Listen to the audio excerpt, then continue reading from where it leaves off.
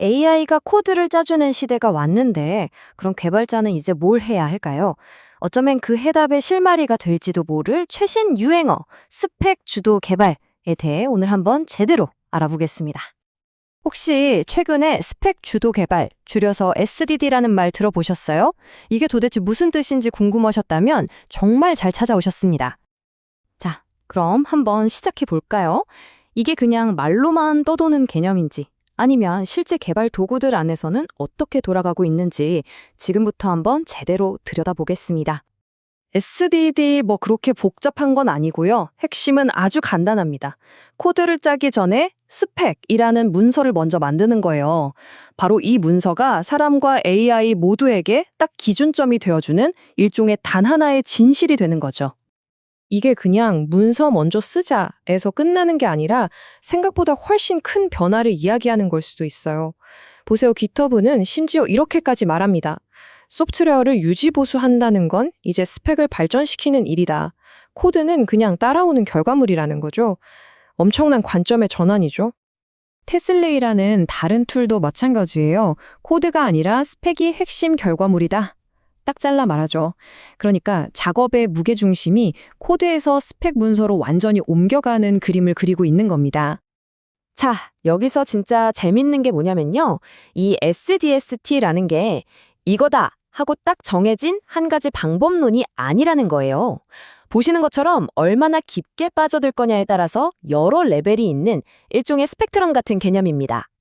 여기서 말하는 스펙이 우리가 보통 치포탄테? 이거 만들어줘 하고 던지는 그런 간단한 프롬프트랑은 좀 달라요. 이건 훨씬 더 공식적인 문서, 그러니까 AI가 따라야 할 일종의 설계도라고 봐야 합니다. 그 자체로 하나의 중요한 결과물인 셈이죠.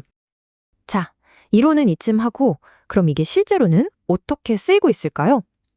우리는 SDD 틀입니다라고 주장하는 세 가지 사례를 보면서 한번 감을 잡아보죠. 첫 주자는 키로인데요. 이건 가장 직관적이고 간단한 접근법을 쓰고 있어요.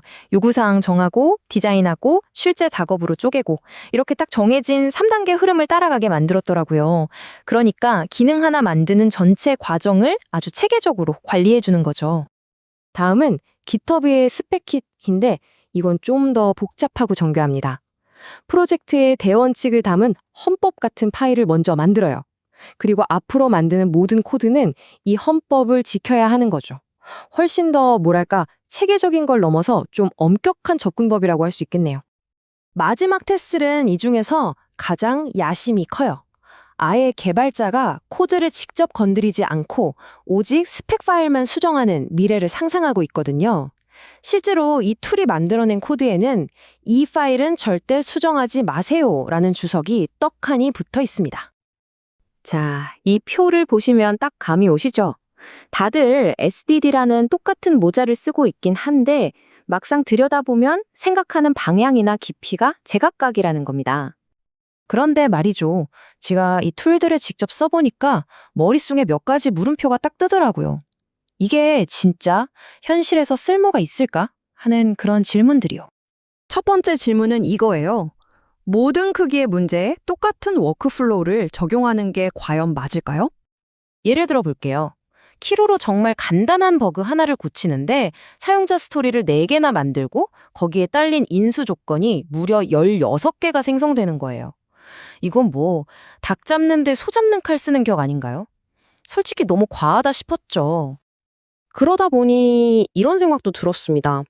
우리가 지금 코드 리뷰하기 싫어서 마크다운 리뷰를 하고 있는 건 아닐까 하는 거죠. 솔직히 말해서요. AI가 자동으로 생성해준 그 길고 반복적인 문서들을 읽고 검토하는 게 어떨 땐 그냥 코드를 바로 보는 것보다 훨씬 더 피곤하고 지루하게 느껴졌습니다. 그리고 또 하나, 이렇게 스펙을 꼼꼼하게 쓰고 절차를 따르다 보면 뭔가 내가 상황을 완벽하게 통제하고 있다는 느낌이 들잖아요. 근데 그게 혹시 거짓된 안정감은 아닐까요? 현실은 달랐습니다.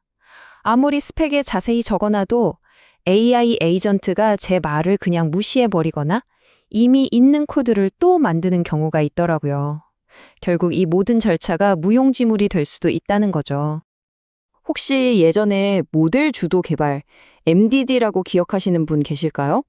복잡한 다이어그램 그려서 코드가 자동으로 만들어둔 시도였잖아요. 이 스패기 소스라는 아이디어가 왠지 그때랑 좀 비슷해 보여요. 물론 LLM 덕분에 훨씬 유연해졌다는 장점은 있지만 자칫하면 과거의 실수를 되풀이할 수도 있겠다는 걱정이 드는 것도 사실입니다. 자, 그럼 이쯤에서 한번 정리해 볼까요? 이 스펙 주도 개발이라는 거 우리는 어떻게 받아들여야 할까요? 이렇게 복잡하고 정교한 SCDD 워크플로우를 보고 있으니 딱 맞는 독일어 단어가 하나 생각나더라고요. 바로 패실린베서른이라는 단어인데요. 뭔가를 좋게 만들려고 했는데 결과적으로는 더 나빠지는 상황을 의미합니다. 지금의 복잡한 SCDD 워크플로우가 딱 이렇지 않나 싶어요. 더 체계적으로 만들려는 노력이 오히려 개발 과정을 더 번거롭게 만드는 거죠. 물론 코드를 짜기 전에 스펙부터 생각하자는 그 기본 아이디어는 정말 중요하고 가치 있습니다. 하지만 지금 우리가 보고 있는 이런 복잡한 툴들이 정말 코딩의 미래일까요? 아니면 그냥 그럴싸하게 포장된 버실링 베세롱일까요? 어쩌면 진짜 혁신은 새로운 절차를 계속 더하는 게 아니라 불필요한 마찰을 과감하게 없애는 데서 오는 건 아닐까 하는 생각이 듭니다. 여러분은 어떻게 생각하시나요?